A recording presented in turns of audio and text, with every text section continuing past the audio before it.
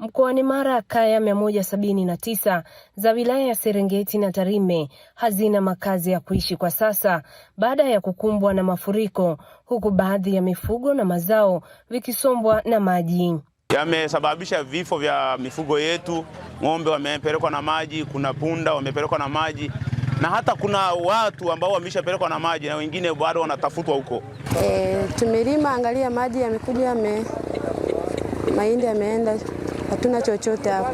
Serikali tulipeleka boats na kule kuna boats, mitumbwi midogo ambayo imetumika kuwahamisha wale ambao walikuwa katika mazingira hatarishi kabisa, lakini pia kuwapelekea mahitaji muhimu kama maji na vyakula kwa wale ambao bado wako mle ndani ya eneo lile.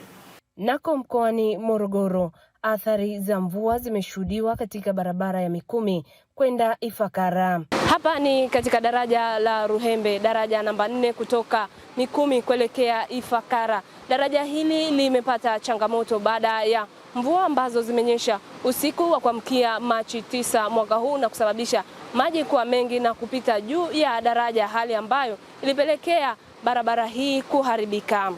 Tuko hapa toka jana asubuhi majira saa 11:30. Ndio tuko na gari imesha ng'ambo ya kule, tumefika hapa tunaona daraja limekatika, kwa hiyo tukanasubiri. Changamoto bwana, upande wa vyakula tunafuata kwa bei ya juu sana, mpaka Mikumi kule mtu analeta kwa 7,000, 8,000. Endelea kujitahidi kwamba tumewasiliana na wenzetu pia upande wa pili kule, na wenyewe wametusaidia magari yao matatu na excavator moja kama tunavyoiona pale. Kwa hiyo na wenyewe tumewapa ule upande mwingine kule waweze kutusaidia, ikiwa ni moja ya kuweza kusaidiana ili tuweze kujikwamua, watu waweze kuvuka. Mimi nimekuja kama mkuu wa serikali ya mkoa, lakini narudisha taarifa kwa wakubwa zangu, nimfikishie taarifa Mheshimiwa Rais, nimfikishie taarifa Mheshimiwa Waziri Mkuu, ili tuone namna ambavyo serikali itaongeza nguvu ya ziada. Katika hifadhi ya taifa ya Serengeti, hatua zimeanza kuchukuliwa za kukabiliana na athari za mafuriko, ambapo shilingi bilioni 8 zimetumika kujenga madaraja na vivuko. Maaskari wetu, makamishna wetu, tangu tumepata hii changamoto wamefanya tathmini nzuri na wamekuja na maombi ya kiasi cha shilingi bilioni 8.1 ili turekebishe haya madaraja na vivuko ambavyo vimepata changamoto kipindi hiki. Na sisi kama serikali, sisi kama wizara, tunawaambia kwa moyo ule mwema wa Daktari Samia Suluhu Hassan, hiyo bilioni 8.1 tunawaletea hifadhi ya taifa Serengeti ili turejeshe vivuko vyetu na madaraja yetu katika uhalisia wake, na zaidi tunataka tuboreshe. Taarifa za mamlaka ya utabiri wa hali ya hewa nchini TMA zinaonyesha kuwa maeneo mengi nchini yana mvua za mara kwa mara. Teresia Mwanga, Azam News. Miongoni mwa maeneo yaliyoshuhudia mvua kubwa leo ni mkoa wa Mwanza, ambapo mwandishi wetu Innocent Alois tunaungana naye hivi sasa aweze kutujuza kile ambacho kimeendelea. Ino, habari za Mwanza, tuambie kile ambacho kimejiri na hali ya Mwanza hivi sasa ikoje? Asante.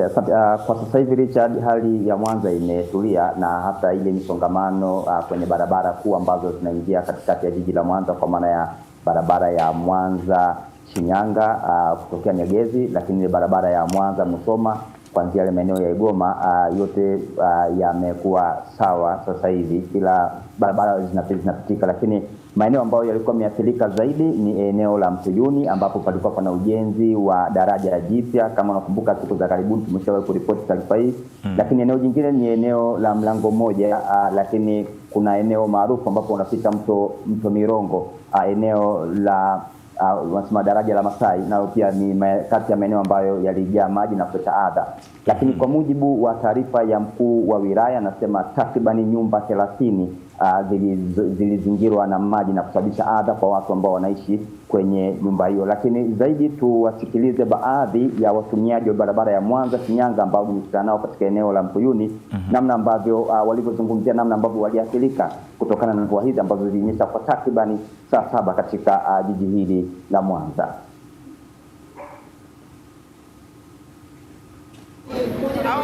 Na watu mitaro haziko sawa. mitaro, zingekuwa mitaro ziko sawa, labda haya maji yasingesambaa. Hii barabara ya rami hayajawahi kutokea.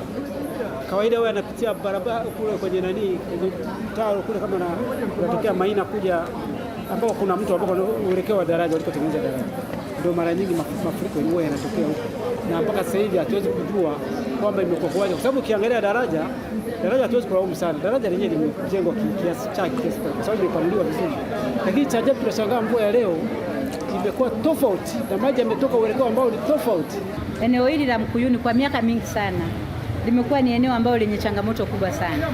Ni eneo ambalo kwa muda mrefu sana wananchi wamekuwa wakipata adha ya mafuriko. Hata ulipokuja mradi wa SGR wakaamua kufidia watu na kuweza kuondoka, kwa baadhi ya wananchi ilikuwa ni ukombozi.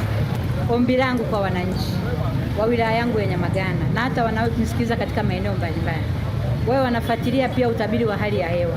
Tunapotangaziwa kwamba mvua zitakuwa nyingi, wananchi wanaokaa mabondeni tuwe tunajiondoa mapema. Ni Amina Makilaji huyo mkuu wa wilaya ya Nyamagana akitoa wito kwa wananchi kuhakikisha kwamba wanafuata yale maelekezo ambayo yanatolewa na mamlaka ya hali ya hewa hapa nchini. Richard. Sasa Amina, kushukuru sana. Bila shaka utaendelea kutujuza kile ambacho kinaendelea kutoka hapo jijini Mwanza, Innocent. Bila shaka.